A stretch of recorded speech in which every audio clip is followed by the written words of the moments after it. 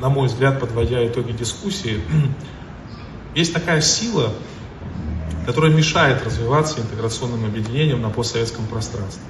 Есть такая сила, которая пытается нарушить духовно-нравственные связи между братскими народами. Есть такая сила, которая хочет нанести удар по Российской Федерации и ее союзникам. Называется Соединенные Штаты Америки.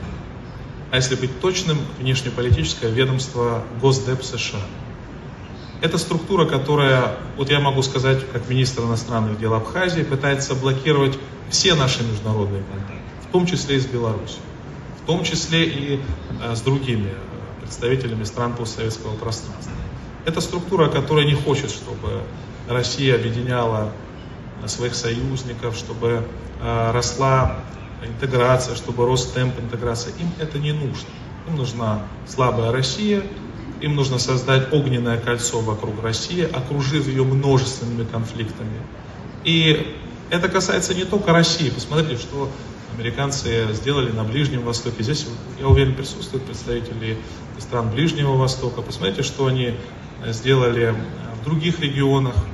Они действуют нелегитимно, они действуют в ряде случаев, в подавляющем большинстве, без санкций Совета Безопасности.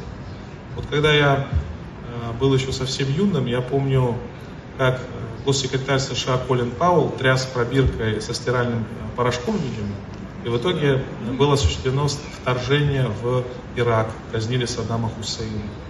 Поэтому это те подходы, которые забывать не нужно. Мы с вами, как люди, которые будут работать, много работать, должны помнить о том, что было в истории. И это вопрос институтов доверия. Как можно доверять таким людям, практически невозможно.